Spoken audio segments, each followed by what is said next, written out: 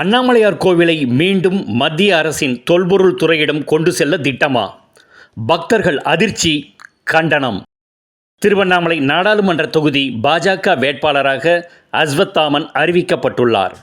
செய்தியாளர்களை சந்தித்த பாஜக வேட்பாளர் அஸ்வத்தாமன் பேசுகையில், திருவண்ணாமலை அண்ணாமலையார் கோவிலை அறநிலைத்துறையிடம் இருந்து மீட்டு மத்திய அரசிடம் ஒப்படைப்போம் என சர்ச்சைக்குரிய அறிவிப்பை வெளியிட்டுள்ளார்.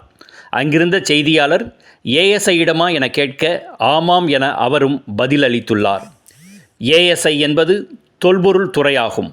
1997-98 ஆண்டுகளில் பாஜக அரசு இந்தியாவை ஆண்டு கொண்டிருந்த போது அப்பொழுதைய அமைச்சர் ஜக்மோகன் சிங் உத்தரவின் பேரில் இந்திய தொல்பொருள் துறையினர் அண்ணாமலையார் கோவிலை கைப்பற்றும் முயற்சி நடைபெற்றது.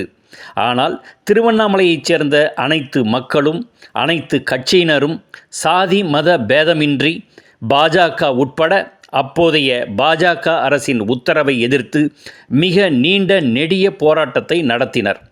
அண்ணாமலையார் கோவிலை தொல்பொருள் துறையிடம் ஒப்படைப்பது என்பது அண்ணாமலையாரிடமிருந்தே பக்தர்களை பிரிப்பதற்கான முயற்சி என திருவண்ணாமலை முழுவதும் தொடர்ந்து நடைபெற்ற போராட்டத்தின் விளைவாக அடுத்து வந்த காங்கிரஸ் அரசாங்கம், அதில் அங்கம் வகித்த திமுக மற்றும் அதன் கூட்டணி கட்சியினரின் முயற்சியால் தொல்பொருள் துறை அண்ணாமலையார் கோவிலை கைப்பற்றும் முயற்சி தடுத்து நிறுத்தப்பட்டது.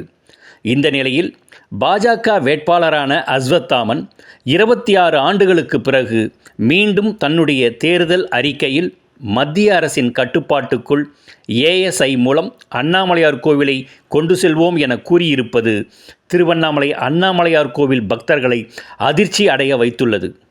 காரணம், தொல்பொருள் துறை கோவிலை ஒரு நினைவு சின்னமாக, புரதான சின்னமாக பாதுகாத்து வைத்திருக்குமே ஒழிய அதிகாலை முதல் இரவு வரை பக்தர்கள் அண்ணாமலையாரை தரிசிக்கும் வழிபாட்டு தலமாக வைத்திருக்காது என பக்தர்கள் அதிர்ச்சியுடன் நம்மிடம் கருத்து தெரிவித்தனர்.